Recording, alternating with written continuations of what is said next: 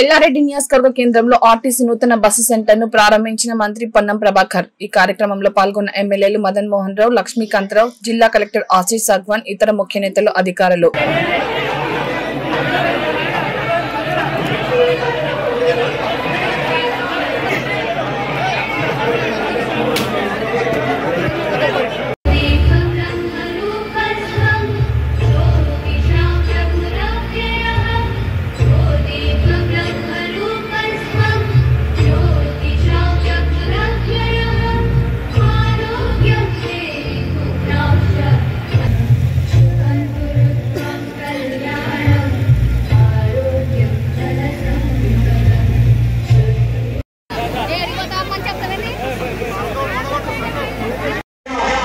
తెలంగాణ ఉద్యోగులు పాల్గొని ఉండకపోతే ప్రజా జీవితం స్పందించి ఉండేది కాదు.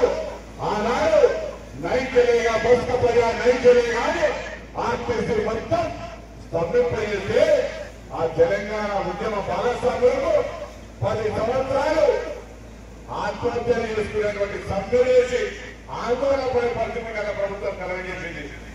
ఇలా కాంగ్రెస్ ప్రజాపాలన ప్రభుత్వంలో ఆర్టీసీని మళ్ళీ పునరుజ్జీవింపజేసి ఆర్థికంగా నష్టాల నుంచి లాభాలకు తీసుకొచ్చి కొత్త బస్సులకు కొత్త నియామకాలకు భాగంగా వారి పాత్ర సమస్యలన్నీ పరిష్కరిస్తా ఉన్నటువంటి సందర్భంలో కొత్తగా 2 డిపోలు నేను వచ్చిన తర్వాత గౌరవ ముఖ్యమంత్రి గారి సూచన మేరకు శాంక్షన్ చేశాం. కారణం 2 జిల్లా కేంద్రాల్లో బస్ డిపోలు లేవని ఒక పాలసీ మ్యాటర్గా తీసుకున్నాం.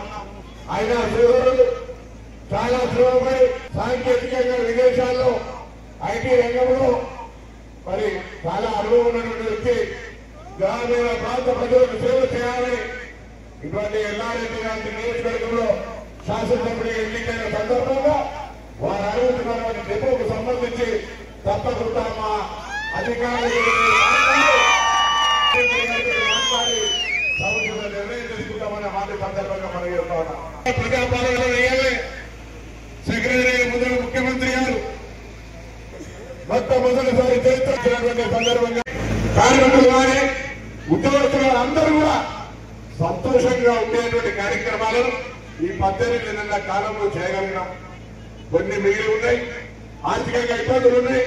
అయినా మరొకసారి ఎల్లారెడ్డి నియోజకవర్గ కేంద్రం తప్పకుండా నేను మరొకసారి మదన్ గారిని హృదయపూర్వకంగా అభినందిస్తా ఉన్నా. మీ తపన పేద ప్రజల రవాణా సౌకర్యమైనటువంటి పక్షాల నిర్మాణం, కొత్త బస్సుల ఏర్పాటు, ఈ సందర్భంగా వారికి ధన్యవాదాలు, అభినందనలు తెలియజేస్తా ఉన్నా.